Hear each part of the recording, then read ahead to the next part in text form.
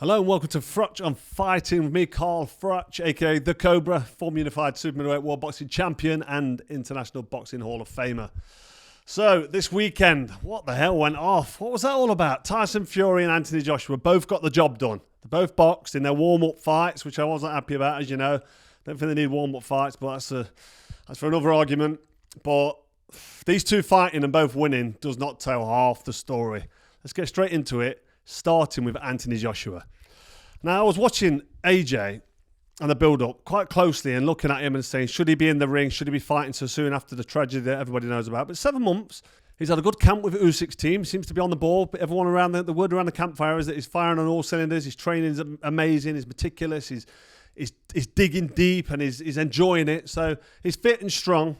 And we're never going to know if he's mentally at the races. Only he knows what's going off up there. But he was physically fit and ready to fight, and he wanted to fight. That's the important thing. And when I watched it, I mean, round one, you all saw it, but when I was watching it, and it was within the first 20 seconds of the first round, Pringa, they came together, and Pringa hit him with like half an uppercut. He must have travelled about 12 inches. Wasn't even a big shot. I don't even think it would have knocked my grandmother over. It was literally, it touched him on the chin, and AJ wobbled, then went down, face first, like collapsed down onto his knees. I just thought to myself, what's gone off there? Is he tripped? Is he injured? Has something gone wrong? But he was hurt. So straight away, immediately, I'm thinking, AJ, I've got my critics from AJ fanboys that say, oh, Froch this, Froch that. Listen, I've got nothing against AJ, and I don't want to see any fighter, including AJ, go out like this. So my first thought was, this can't be the way he goes. He can't finish his career with a knockout against Pringa. Pringa's it's useless. Pringa literally has had 20 wins, 20 knockouts, 1 loss. The guy he lost to has had 10 fights and lost 9 of them. That's the level of opposition. Like, Pringa was bought in for AJ to just have a little move around, look good against, and get out of there. But in round 1, it almost went totally wrong for him. I mean, clipped like little uppercut, and then after that, he got it with a little right hand. I mean, the right hand, I say little, it was a big right hand off a big lad, but it was all over the place. On the ropes, he got dropped again. And then he also got manhandled and mauled and body slammed onto the floor. It looked like he was getting bullied. And it was just such a shock. And I was thinking, surely not. Surely this isn't going to be the way that Anthony Joshua exits the building for his illustrious 2-time heavyweight champion career. Olympic gold medalist as well. But he came out in round 2 and the story changed. And he got the job done, thankfully. But there's a lot of conspiracies around why Pringa didn't seem to throw a punch, didn't seem to come out in round 2 and have the same energy. I mean, I've listened to a few of the conspiracies and you can actually make a case for them and agree with some of them. Pringa never really threw a shot. He threw a little right hand, threw a couple of little jabs. But when he got stopped, he was in a clinch, he looked at his corner and then he backed up, guard half up, half down. He got clipped with a couple of shots and just collapsed on the floor. I mean, AJ did come out and look more like he was in control a little bit and more purposeful for want of a better word, because in round 1 he didn't even look like he knew he was at the rate. He didn't even know. He looked like he knew what he was doing or why he was there. It was like, but you sometimes get that when you fight. You come out round 1, you have a look at your opponent, your head's all over the place. You're just waiting to feel a jab and just finding your feet. So you can kind of make excuses for that, but not getting clipped with half a shot and going down and losing around 10-8 or 10-7 because of 2 knockdowns. So a guy that really has been brought in there to just be beat up. So terrible first round. I was in total shock. Round 2, he came out, fair play. As I've said, he got the job done. And it's a good job he got the job done. But this fight now leaves more question marks than answers as to whether or not Anthony Joshua should be fighting Tyson Fury. So they're the facts. That's what happened. But this is my opinion now. This is the Froch on Fighting. Tell it how it is opinion. Listen, Anthony Joshua is fucking shot to bits. Let's be totally honest. AJ shouldn't be anywhere near a ring, let alone inside a ring. Because if you're getting hit with a tiny little uppercut that travels about 12 inches and you're going over and you're getting ragdolled and body slammed and chucked around in round 1, a lot of people around him that have blown smoke up his arse, that are desperate for this fight to happen with him and AJ, him and Fury, and want AJ to go on and become undisputed heavyweight champion 2027. I think it was Usyk that said it, and Eddie Hearn obviously agrees with him. They're looking at round 2 and saying, oh, look at what you did in round 2. Or you climbed off the canvas in round 1, you come back and you did that in round 2. I'm not focusing on round 2. I'm focusing on what went wrong in round 1. What happened there? He came out. He was a little bit unsure of himself. Okay, fine. But he's fit and strong. He's trained for however many weeks, months. And he's got half a shot on the chin. Once the resistance has gone, the punch resistance, It's game over. It's career over. We've seen it with Amir Khan. We've seen it with fighters over the years. Top fighters, better fighters than Anthony Joshua, better fighters than me. Not just giving AJ stick. Once the punch resistance go, well, actually, my chin never actually went, did it?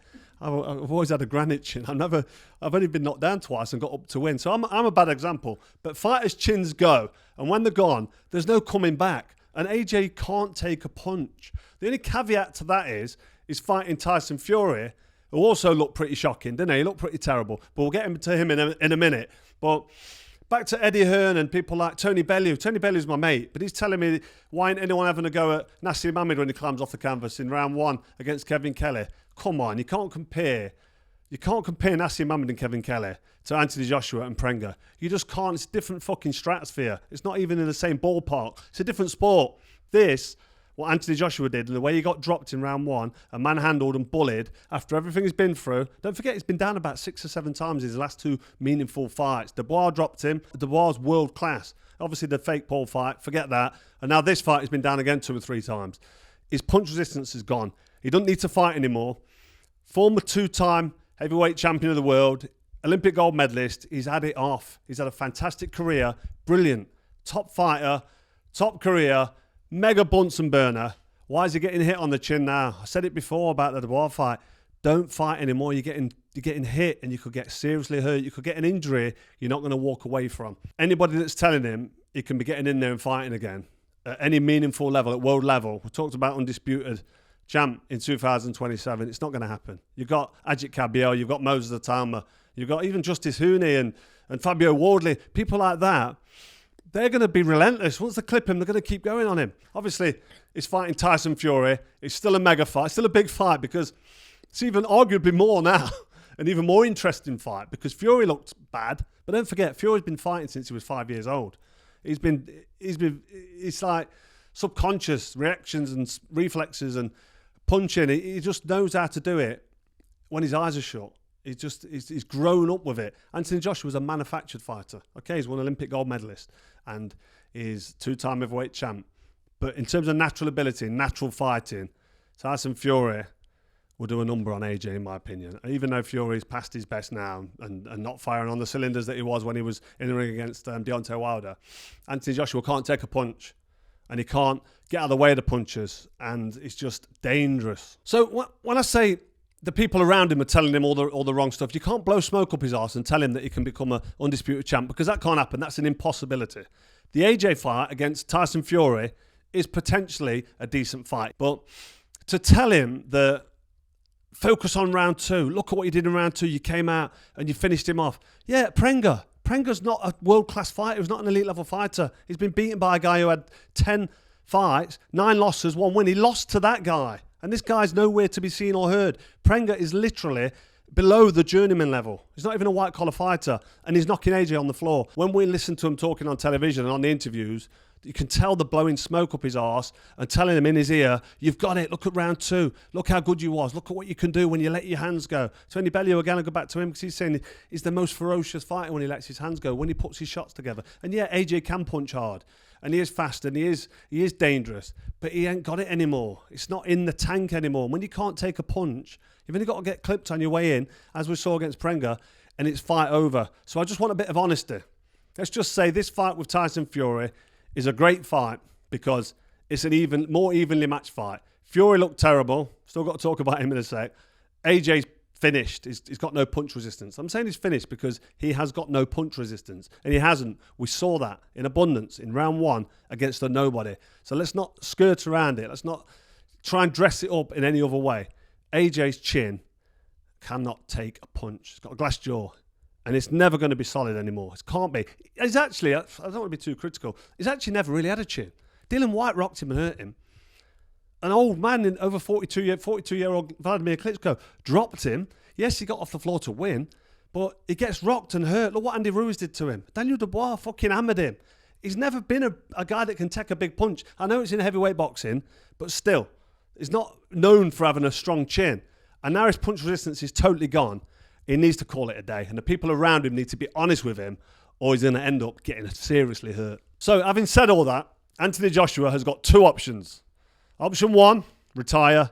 Option 2, fight Tyson Fury, which he's probably going to do. There's a lot of money at stake here. There's a lot of people around him blowing smoke up his arse, stroking his ego, telling him what he wants to hear. A lot of yes men. So this fight's going to happen. And we're hearing it's going to be in New York, which is a fucking piss take, by the way. This fight should be on British soil, but you know what I think about that. So AJ needs to just get his mind on the job. Get himself... I don't know who he's sparring. How does he spar if he can't take a punch? Who's he bringing in? Is it just going to be technical sparring where you're doing light jabs and light right hands and just sort of touching each other just to get the range and get yourself that distance and timing? But he can't be bringing anybody in that can punch at all to spar, because he'll be getting chinned in sparring, he'll be getting ironed out. So he's got to have a really, really steady camp that involves hardly any sparring, and then just go in there and just have a go. And he's strong enough and power. I'm not saying it's a total mismatch. That's the two options. So I honestly don't think he's going to retire unless his dad tells him to retire or somebody really, really close to him. So he's going to fight Tyson Fury. The fight will happen, and that's the only fight he can take. He can't fight anybody in the top 10. No, but go through the names from number 1 to number 10. Anthony Joshua cannot step in the ring with them at all in the current state. So this is a good fight to finish his career on. And it's a one and only. It's not a rematch job. I don't care how it goes. It'll be nice to see Tyson Fury and Anthony Joshua come together. Somebody take the bragging rights. Somebody win. You know who I think is going to win. And just sail off into the sunset, because Tyson Fury also needs to turn it in. It's going to be difficult for Tyson Fury to retire because he loves the game. But they're both past the best. And this fight isn't about who's the best. And that's a bit of a shame. It's not who's the best fighter out of the two. It's about who's got more left. Who's less shot to bits will win this fight. So as for Tyson Fury, and I'm not going to go on about him too long because he didn't look like he got out first gear. He got clipped with one right hand side of the head. He was fine. People online are making a big deal about it. But Tyson Fury, when he knows he's in with an easy fight, or what should be an easy fight, there's no such thing as an easy fight, really. In boxing, you can get clipped and it can hurt. But we saw it against Ngannou, didn't really try. Struggled, got the win. Then AJ went in there and flattened Ngannou. And that's not a like-for-like sort of comparison, because you know that Tyson Fury can do a much better job against Ngannou and AJ than what he did with Marius Wack. Marius Wack was just moving around the ring, doing nothing. It looked like a light sparring session. As I said, Tyson Fury didn't get out of first gear, and it was literally a move around. Did he pulled out? Did he withdraw from the fight after 6-7 rounds? Did he get dropped? I mean, it was a nothing fight. Pointless, wasn't televised. I don't know if anyone's seen the highlights, but it was a light sparring session, which is no preparation for a big fight, by the way. But I need these two to get on now. I mean, get it on. Tyson Fury, I thought, was going to be in Saudi Arabia. There's rumours that he was going to be there and was going to get in the ring after. We've not had the face-to-face off yet, have we? We've not had it. Is this fight even going to happen? Let me know in the comments if you think it's going to happen. When you're hitting subscribe, let me know in the comments if you actually want this fight to happen, if you think it's going to happen. Because I've been dubious about this all along. And it's like, is it getting further away or is it getting closer? Is the fight getting more exciting and built up better? Or is it getting like no one's bothered and no one's interested? Let me know what you think. But the two performances that's just happened, for me, don't build the fight very well. And the Fury wasn't there to jump in with AJ and have a go at him and have a push and a pull. So there's nothing really at the minute to get that excited about. So we're going to have to see what transpires. But the fight's supposed to be happening. We've still got to wait and see. But yeah, not much more to report. So that's it for another episode of Froch on Fighting. I don't think I was too heavy, too harsh, or too critical. I'm just telling the truth. And in terms of being excited for the fight, if the fight does happen, yes, I want to see it. Yes, I will turn up, because I don't want to say it's a freak show. It's a bit of a clown show, isn't it? It's a clown show, because it's not going to be for a world title either. Even if some of these titles have been vacated by Usyk, this can't be for a world title.